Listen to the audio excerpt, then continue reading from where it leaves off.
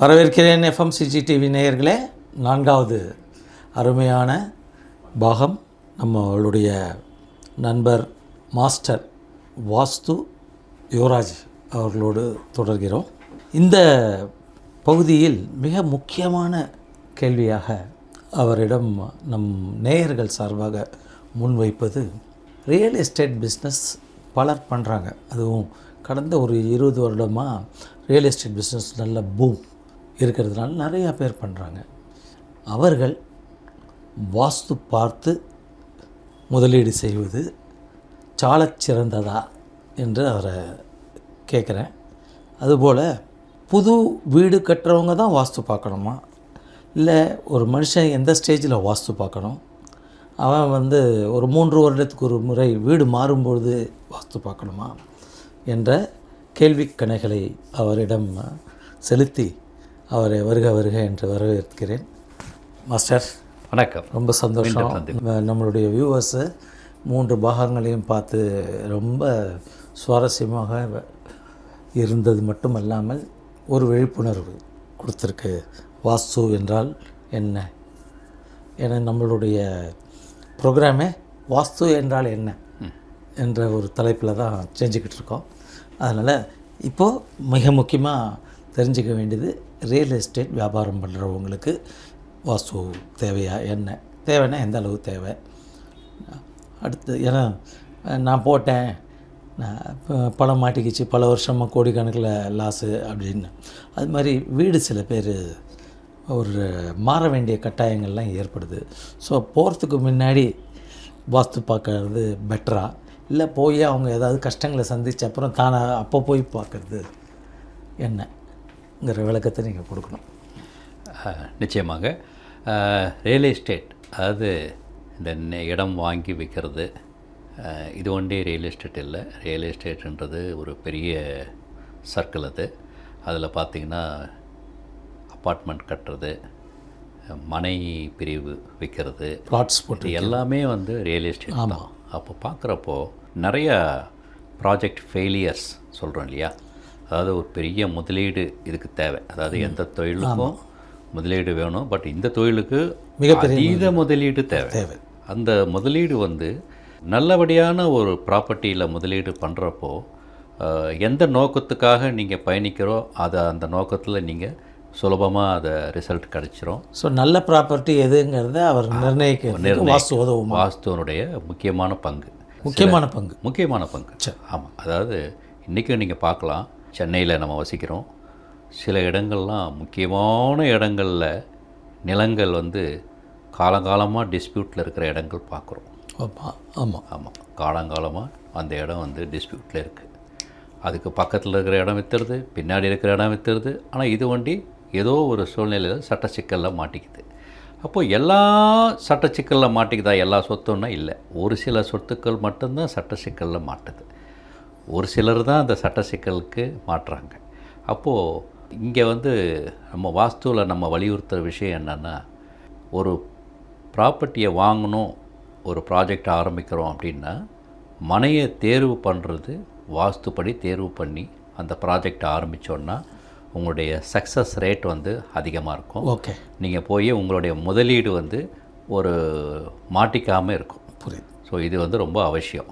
என்ன மாதிரிலாம் இதை பார்க்கணும் அப்படின்னு பார்க்குறப்போ, வாஸ்துவில் ரொம்ப முக்கியமாக என்ன சொல்கிறாங்கன்னா 3 விஷயங்கள் வலியுறுத்துகிறாங்க. அதாவது ஒரு ப்ராஜெக்ட், ஒரு பெரிய ப்ராஜெக்ட், ஒரு ப்ராப்பர்ட்டியை வாங்கணும்னாலே ஒரு அப்பார்ட்மெண்ட் கட்டுறீங்க, ஒரு பெரிய ரியல் எஸ்டேட் நிறுவனம் ஒரு அப்பார்ட்மெண்ட்டு கட்டுறாங்கன்னு வச்சுக்கலாம். அதில் முக்கியமாக அவங்க பார்க்க வேண்டியது மனையினுடைய வடிவம், shape of the property. Okay, அது வாஸ்துவில் ரொம்ப முக்கியமாக சொல்கிறாங்க. ஓகே, அது நம்ம உடம்புக்கு எப்படி சரீரத்துக்கு ஒரு ஷேப் எப்படியோ அதேமாரி ஒரு வசிக்கக்கூடிய மனைக்கும் ஒரு ஷேப் இம்பார்ட்டன்ட் சொல்கிறோம். சரி. அப்போது அதில் வலியுறுத்துகிற ஷேப் என்னன்னு சொன்னோன்னா சதுரம், செவ்வகம். ஏதாவது ஸ்கொயர் ஆர் ரெக்டாங்குலர், இந்த ஷேப் உச்சிதமான ஒரு ஷேப். Rectangle also. ஆமாம், நம்ம மனிதனுடைய பாடி சதுரம் ரெக்டாங்கிள். ஆமாம், சதுரம் செவ்வகம். ஆமாம், சதுரம் செவ்வகம், செவ்வகம் ரெக்டாங்குலர், சதுரம் ஸ்கொயர். இந்த இதுதான் வாஸ்து ப்ரையாரிட்டி பிரதானமாக வலியுறுத்துகிற ஷேப். ஓகே. இதை தவிர்த்து முகப்பு அதாவது ஃப்ரண்டேஜ் குறுகலாகவும் ரியர் சைடு மனையினுடைய பின்பகுதி வந்து விரிந்து இருக்கிறதும் அதுவும் ஒரு நல்ல சொல்லக்கூடிய, அதாவது அது வந்து அதாவது பசுவினுடைய முகத்தை போன்றதுன்னு சொல்கிறாங்க, கோமுகி ப்ராப்பர்ட்டின்னு சொல்கிறாங்க. ஆமாம். ஸோ இப்படி ஒரு சாப்பிட்ருக்கு. ஸோ ஃப்ரண்டேஜ் ஒரு 20 அடி இருக்குது, பின்னாடி அதே அப்படியே ரெண்டு பக்கமும் விரிந்து இருக்கிறது. ஸோ இதுவும் வந்து ஒரு நல்ல ஷேப் சொல்கிறோம். அதே மாதிரி ஃப்ரண்ட்டு அகலமாகி பின்னாடி குறுகிறதுன்றது ஒரு நல்ல, அது சிங்க துவாரான்னு சொல்கிறாங்க, சிங்கத்தினுடைய முகத்தை போடுறதுன்னு சொல்கிறாங்க. ஸோ இந்த மாதிரி ஷேப்பு வந்து ரொம்ப பிரதானமாக சொல்லக்கூடியது. சரி, இது வந்து நம்பர் 1 விஷயம். நம்பர் 2ன்றது நம்பர் 2 இம்பார்ட்டண்ட் வந்து அந்த மனையினுடைய வடகிழக்கு நார்த் ஈஸ்ட்டும் தென்மேற்கு மூலை சவுத் வெஸ்ட்டும் கட்டு, அதாவது அந்த இடம் இல்லாமல் இருக்கிறது. இன்கேஸ் நார்த் ஈஸ்ட் கட்டுன்னா அந்த இடத்த நார்த் ஈஸ்ட் பாகம் வட ஈசான்ய மூலை சொல்கிறது கூர்மையாக இல்லாமல் நீங்கள், அதாவது அந்த கார்னர் வண்டி மிஸ் ஆகிற இடம் மாதிரி. ஓகே. அதே மாதிரி சவுத் வெஸ்ட் கார்னர் மிஸ் ஆகிற மாதிரி அந்த இடத்துல வந்து நீக்கப்பட்ட பகுதியாக அமைஞ்சு அந்த மனையை வாங்கினாங்கன்னா அதுலேயும் அவங்க சேலஞ்சஸ் வந்து அவங்க வந்து எதிர்கொள்ள வேண்டிய சூழ்நிலை வரும். ஸோ இது வந்து ரொம்ப முக்கியமாக சொல்கிறாங்க. 3வது முக்கியமாக என்ன சொல்கிறாங்கன்னா தெருக்குத்து வீடுகள். தெருக்குத்து, இந்த டீ ஜங்ஷன் சொல்கிறோம். ஓகே. ஆமாம், இந்த முச்சந்தி சொல்கிறோம் இல்லையா, டீ ஜங்ஷன். இந்த 3 சாலைகளும் எதிர்நோக்கக்கூடிய அந்த இடத்துல வரக்கூடிய அந்த ப்ராப்பர்ட்டியும் பிரச்சனைகளில் சந்திக்க நேரிடும்னு சொல்கிறாங்க. இது என்னுடைய 31 வருட அனுபவத்தில் நிதர்சனமாக நடந்துகிட்ருக்கிற விஷயம். பட் பிள்ளையார் வச்சு சரி பண்ணலாம்லாம் சொல்கிறாங்களே, அதாவது எந்த அளவு சரி பண்ணி ஒவ்வொரு இந்த டீ ஜங்ஷன்றது வந்து ஃபங்க்ஷியில் கூட இதை வந்து வலியுறுத்துகிறாங்க, வாங்கக்கூடாதுன்னு சொல்லிட்டு. சீனர்களோடைய வாஸ்து இருக்குது இல்லையா, அவங்களும் இந்த டீ ஜங்ஷன் ப்ராப்பர்ட்டியை நாட் குட்னு, இது வந்து சேலஞ்சஸ் மீட் பண்ணக்கூடிய ப்ராப்பர்ட்டின்னு சொல்கிறாங்க. அப்போது இது வந்து இந்த 3 முக்கிய காரணங்கள் ஒரு மனையில் வந்து ஒரு ரியல் எஸ்டேட் ஈடுபடக்கூடிய அந்த நிறுவனங்கள் இதை வந்து நான் கண்டிப்பாக என் உறுப்பினர்கள் பலர் ரியல் எஸ்டேட்டும் பண்ணுறாங்க. ஆமாம், அதுக்கு தான். ஆமாம். இப்போது இன்றைக்கி சிட்டியில் ரொம்ப பிரமாதமான ஒரு லொக்கேஷனில் பிரமாதமான ஒரு பெரிய கம்பெனி இந்த அவங்க பேர் குறிப்பிட விரும்பலை, இருந்தாலும் வந்து அந்த இடத்த நான் சொல்கிறேன். சென்னையினுடைய ஹார்ட் ஆஃப் தி ஏரியாவில் ஒரு காலத்தில் ஒரு ஹோட்டல் இருந்து இன்றைக்கி இது வந்து அப்பார்ட்மெண்ட்டாக, அதாவது ரொம்ப காஸ்ட்லியஸ்ட் பிளேஸில் அமையக்கூடிய அந்த இடத்துல அப்பார்ட்மெண்ட்டு கட்டுறாங்க. அது எதேச்சமாக ஒரு 2 செலிப்ரிட்டிக்காக நான் அந்த இடத்த போய் பார்க்க போகிறப்போ அந்த பில்டர் வந்து என்னை சந்திக்கிறாங்க. இந்த மாதிரி 2 முக்கியமான ஆளுங்களுக்கு நீங்கள் வந்து பார்த்துருக்கீங்க, நீங்கள் எவ்வளோ வருஷமாக அதில் இருக்கீங்கன்னா, இப்போ எங்கள் தகப்பனாருடைய பேரெல்லாம் சொன்னோன்னா அவங்க நாங்கள் யாருன்னு அவங்க புரிஞ்சுக்கிறாங்க. ஓகே. அப்போ நான் சொன்னேன், இந்த ப்ராப்பர்ட்டியில் ஒரு சில பிரச்சனைகள் இருக்குது. இந்த ப்ராப்பர்ட்டி பர்டிகுலராக ஒரு ஆள்கிட்ட ரொம்ப நாள் நின்னது இல்லை, காலங்காலமாக மாறிட்டே சொத்து மாறிட்டே இருக்குது.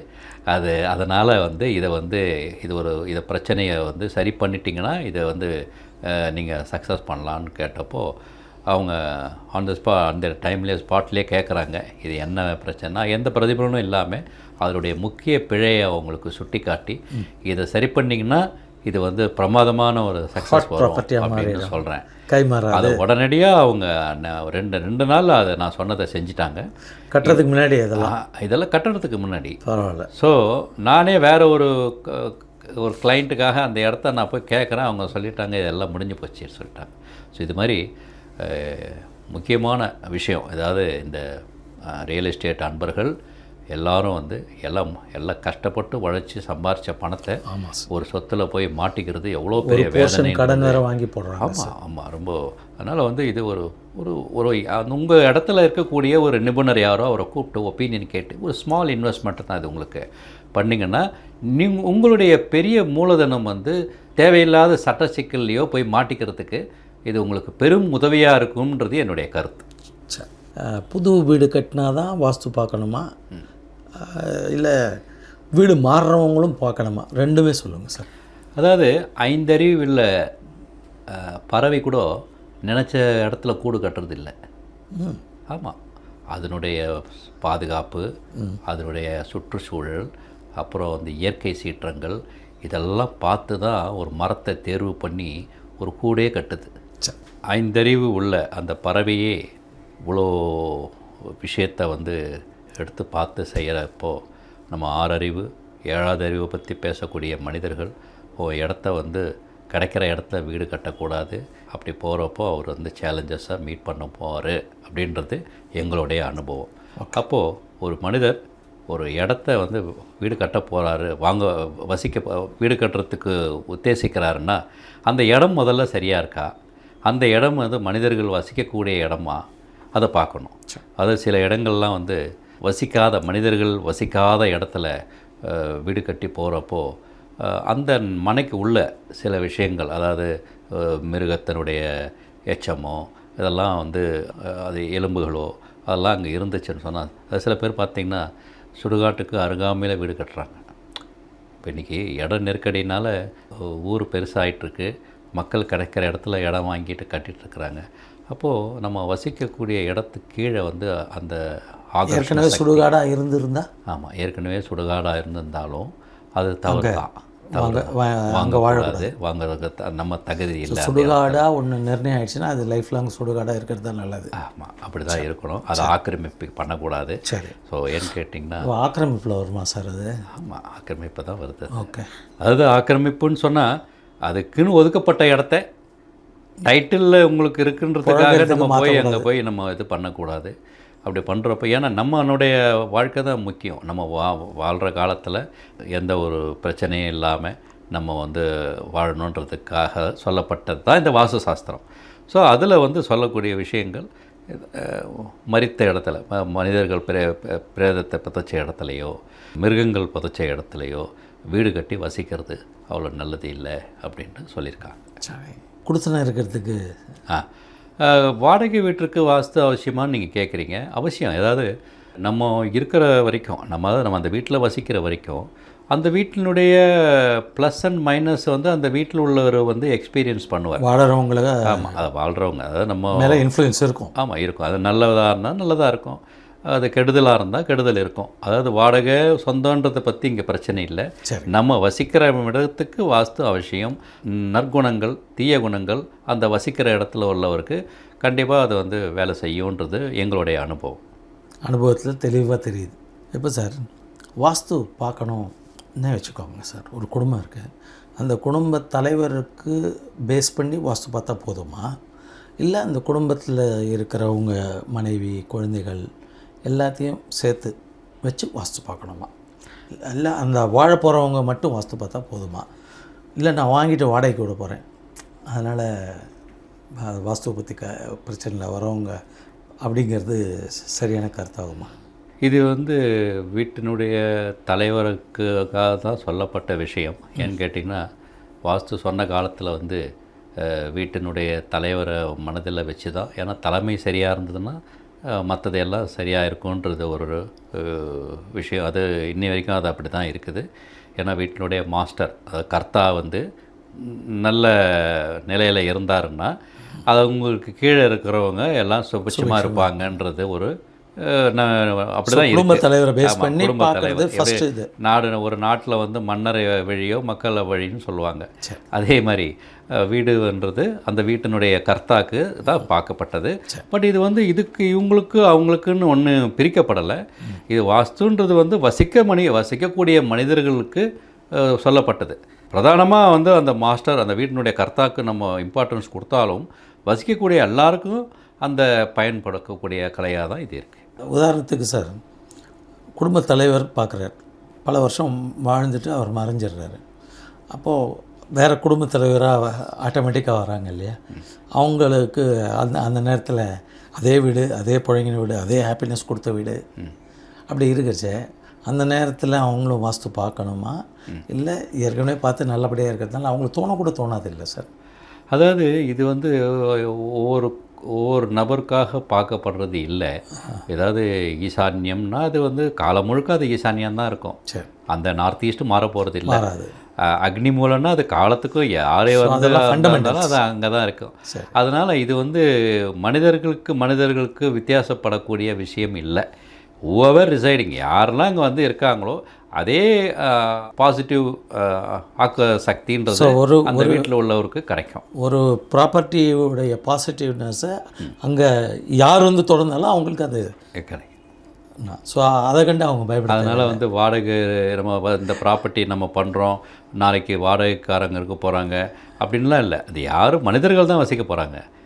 எண்ட் ஆஃப் தி டே வாடகை இருக்கிறவங்க வந்து கஷ்டப்பட்டு வாடகை கொடுக்க முடியலன்னா அல்டிமேட்டாக வந்து ஓனர் தான் பாதிக்கும். நல்லா இருந்தாங்க, அந்த வீட்டுக்கு போனதுலேருந்து கஷ்டம் வந்துருச்சு அப்படின்னு சொல்கிறச்சே அவங்க என்ன சொல்கிறாங்க, இதுக்கு முன்னாடி வாழ்ந்தவங்களாம் நல்லா தானே இருந்தாங்க இந்த வீட்டில் அப்படின்றாங்க. இந்த மாதிரியான இது எல்லாரும் பரவலாக சொல்லக்கூடிய விஷயந்தான். அதாவது நல்லா இருந்தாங்கன்னு நம்ம சொல்கிறது பொருளாதாரத்தை ஒண்டி நம்ம பார்க்கக்கூடாது.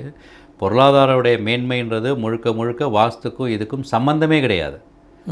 ஆமாம், வாஸ்து பொருளாதார மேன்மைக்கும் வாஸ்துக்கும் சம்பந்தம் கிடையாது. அப்போ வாஸ்துக்கு எதுக்கும் சம்பந்தம்? நல்ல கேள்வி. வாஸ்துவினால் கிடைக்கக்கூடிய பலன்கள் என்னவென்றால் தேக சௌக்கியம், ஓகே, குட் ஹெல்த், மன நிம்மதி, குடும்ப ஒற்றுமை, பணம் கொடுத்து ஹாப்பினஸ், ஆமாம், harmony, health, peace of mind. நீங்கள் பணம் கொடுத்து வாங்க முடியாத இந்த 3 விஷயங்கள் வாஸ்துப்படி வீடு அமைந்தால் தானாக கிடைக்கும். அப்போது உங்களுடைய பொருளாதார வளர்ச்சியும் பொருளாதார வீழ்ச்சியும் உங்களுடைய தனிப்பட்ட குணாதிசயங்களையும் நேரங்களையும் ஒத்துக்கொள்ளக்கூடிய விஷயமாக இருப்பதால் வாஸ்துக்கும் இதற்கும் சம்பந்தம் கிடையாது. நீங்கள் இதில் நான் வேறுபடுகிறேன். மற்றவங்களுக்கு எனக்கு இந்த வேறுபாடு இருக்கிறது. வேறு கருத்து. ஆமாம், வாஸ்து வண்டி பார்த்துட்டா வாஸ்து வண்டி இருந்தால் இப்போ பொருளாதாரத்தில் ஒரு பெரிய உச்சத்தை வந்துடலாம், அதெல்லாம்ன்றது அப்படி இல்லை. எந்த ஒரு சாஸ்திரத்தினாலேயும் தனி மனிதனுடைய தலையெழுத்தை மாற்றக்கூடிய சக்தி எந்த சாஸ்திரத்துக்கும் கிடையாது. ஓகே, அதாவது பரிகாரங்கள் சொல்கிறது, அதாவது இந்த 3 விஷயங்கள் நம்ம வலியுறுத்தக்கூடிய 3 விஷயங்கள் இது மனிதனுக்கு ரொம்ப முக்கியமான விஷயம் இல்லையா? தேக ஆரோக்கியம் யாருக்கு வேண்டாம்னு சொல்லுவாங்க? எல்லாருக்கும் தேக ஆரோக்கியம்.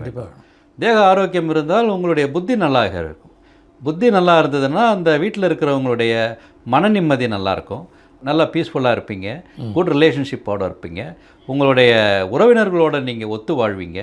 இதுதான் அல்டிமேட்டாக நமக்கு தேவையான விஷயமே தவிர, அஃப்கோர்ஸ் பொருளாதாரம் எல்லாருக்கும் முக்கியம்தான். ஆனால் அது அவருடைய தனிப்பட்ட நேரங்காலத்தை சார்ந்த விஷயம், அவருடைய தனிப்பட்ட உங்களுக்குன்னு விதிக்கப்பட்ட விதியை சார்ந்த விஷயம் தவிர வாஸ்துக்கும் இதற்கும் சம்பந்தம் கிடையாது. ஓகே சார், இப்போ கரெக்ஷன் ஏதோ வாஸ்துக்கு குறை இருக்குது, கரெக்ஷன் சொல்கிறேன்னு சொல்கிறீங்கல்ல, அந்த கரெக்ஷன் பண்ணினாக்கா அவங்களுக்கு அது ப்ராஸ்பெக்டிவாக மாறிடுமா? அதாவது கரெக்ஷன் நீங்கள் சொல்கிறது வந்து அதுலேயும் மற்றவங்களுக்கும் நமக்கும் வித்தியாசம் இருக்குது. கரெக்ஷன் அப்படின்னு சொன்னோன்னா உதாரணத்துக்கு பஞ்சபூதம் தான் சொல்கிறோம் வாஸ்து. அந்த பஞ்சபூதங்கள் எது எந்தெந்த இடத்துல இருக்கணுமோ அது அந்தந்த இடத்துல இருக்கணும். ஓகே, அது பிழையாக இருக்குது, அதுக்கு ஏதாவது ஒரு பொருள் நான் வாங்கி வைக்கிறதுனாலேயோ ஒரு கருவி வாங்கி வைக்கிறதுனாலேயோ அதை மாற்ற முடியும்னா முடியாது.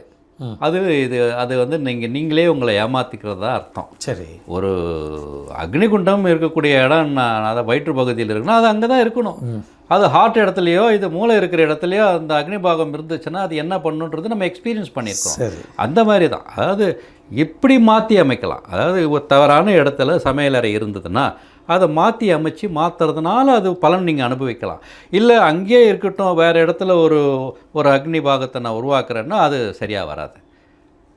அதனால் வந்து கரெக்ஷன்றது இப்படி தான் கரெக்ஷன், ஃபிசிக்கல் கரெக்ஷன் தானே வழியாக சாத்தியமே தவிர ஒரு கெட்ஜெட்ஸோ ஒரு பொருள் வைக்கிறதுனாலையோ அதை சரிப்படுத்த முடியாது. இப்போ சொல்கிறீங்க சார், நிறையா பேர் வாஸ்து ஐட்டங்கள்னு விற்கிறாங்க. அந்த வாஸ்து ஐட்டங்களில் வைக்கிறதுனால மாற்றம் கிடைக்குமா?